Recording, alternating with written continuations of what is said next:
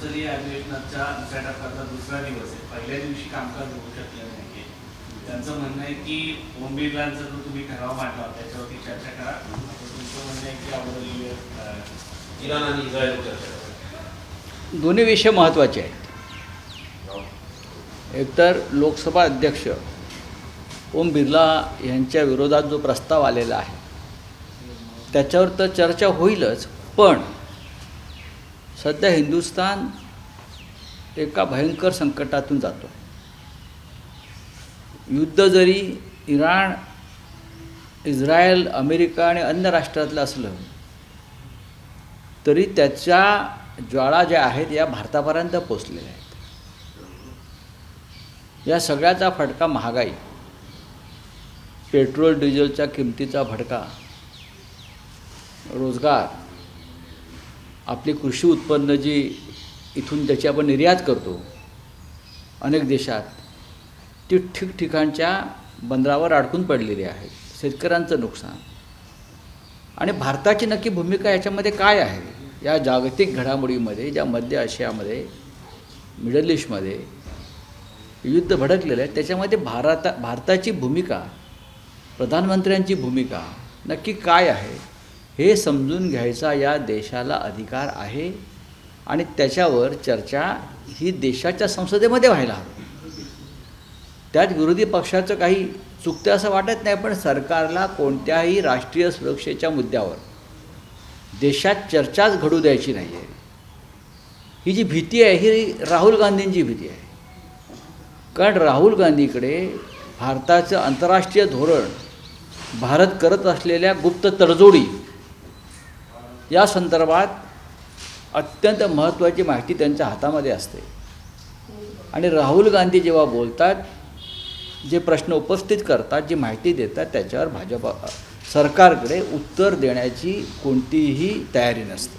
Sir, Jaishankar यांनी काल स्पष्टीकरण कोणी त्यांनी असं म्हटलं की आम्ही शांततेच्या बाजूने आहोत, पण ती शांतता नेमकी कुठली हे स्पष्ट. बघा, ही शांतता जर ते म्हणत असतील तर त्याला शिवसेनेच्या भाषेत किंवा हिंदू हृदय सम्राट बाळासाहेब ठाकरे यांच्या भाषेत शंढांची शांतता म्हणतात.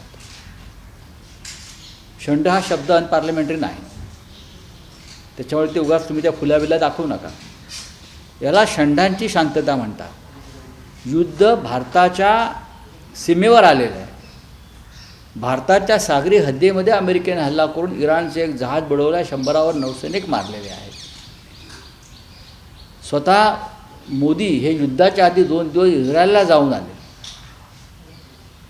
इराणचे सर्वोच्च नेते खामेनेई यांच्या हत्येनंतर अजूनपर्यंत देशाच्या प्रधानमंत्र्यांनी साधा शोक व्यक्त केलेला नाही.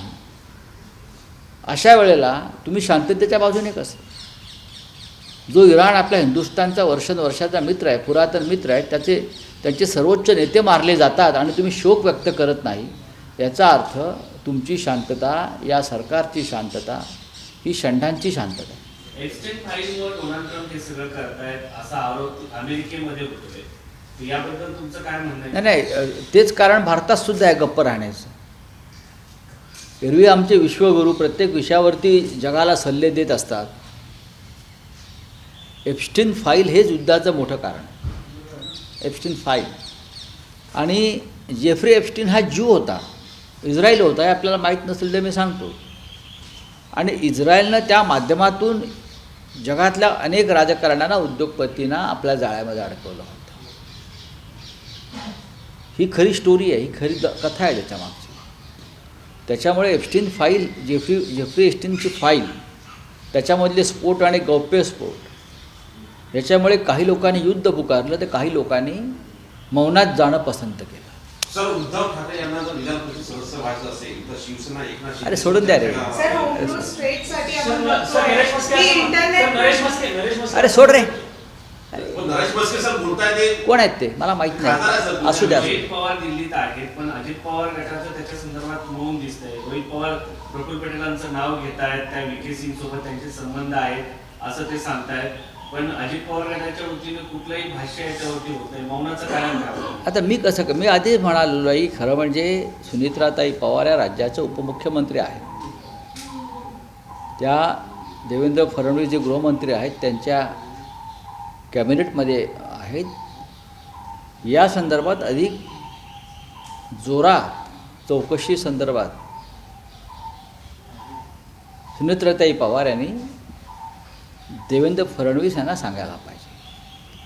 तपास यंत्रणाचा अहवाल येऊ द्या, मग पाहू.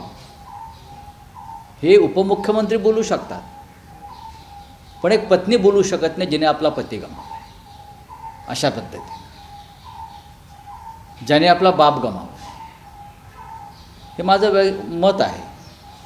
तर संपूर्ण पवार कुटुंबानं, दोन्ही पक्षांनी, आम्हीसुद्धा ही मागणी करतो आहे की ह्याच्यामध्ये जर काही आम्हाला संशय वाटतो आहे, ज्या पद्धतीचा विषय रिसर्च संशोधन हे रोहित पवार यांनी समोर आणलेलं असेल आणि ते आहे, दिल्लीतसुद्धा ते 2 दिवस होते असं मी पाहिलं, तर नक्कीच स्वतः उपमुख्यमंत्री सुनेत्रावहिनी पवार यांनी या संदर्भामध्ये राज्य मंत्रिमंडळामध्ये हा विषय उपस्थित केला पाहिजे.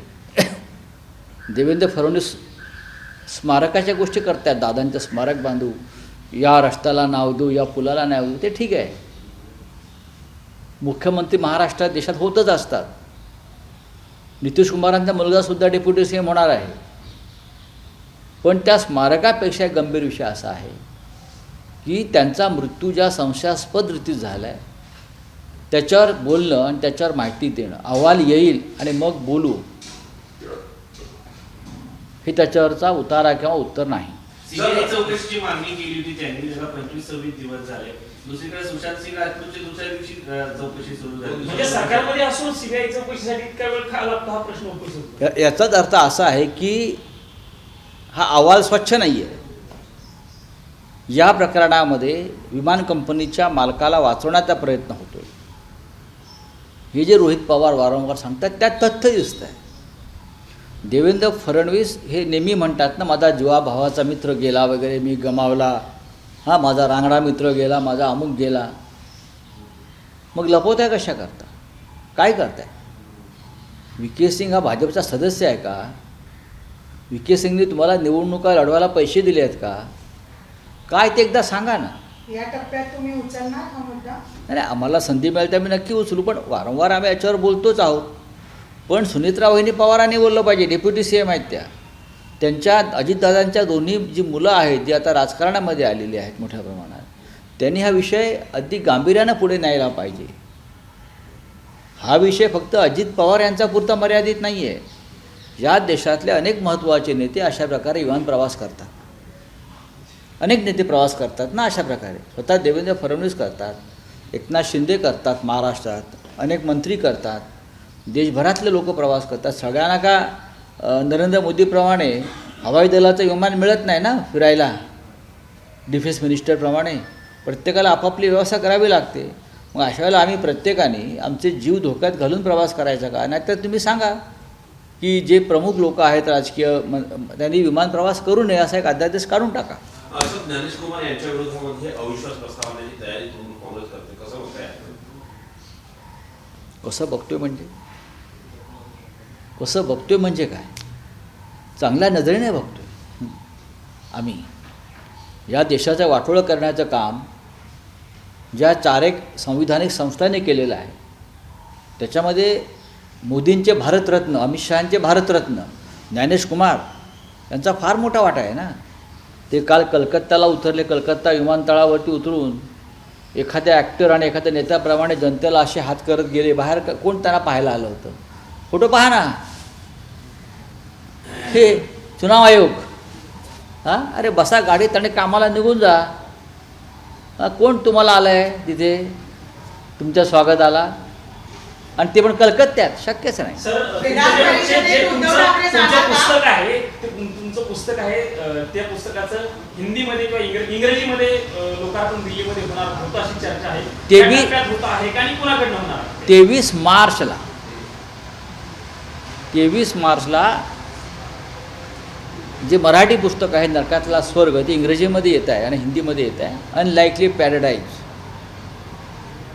23 मार्चला संध्याकाळी 7 वाजता कॉन्स्टिट्यूशन क्लबमध्ये मावळंकर ऑडिटोरियममध्ये हा सोहळा होतो आहे. उद्धव ठाकरे साहेब येत आहेत, शिवसेना पक्षप्रमुख, कपिल सिब्बल आहेत त्या कार्यक्रमाला, आणि अरविंद केजरीवाल. राहुल गांधींचं कळेल हळूहळू.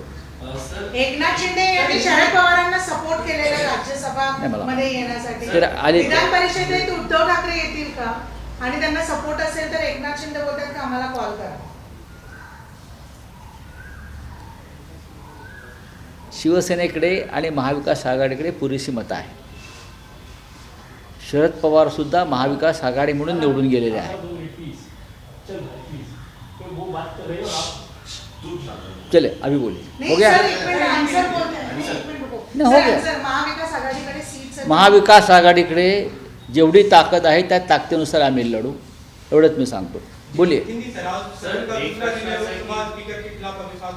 देखिए, लोकसभा स्पीकर के खिलाफ अविश्वास का जो मामला है वो चलता रहेगा.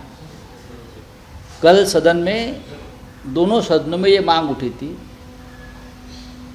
कि विश्व में खास करके हिंदुस्तान के आसपास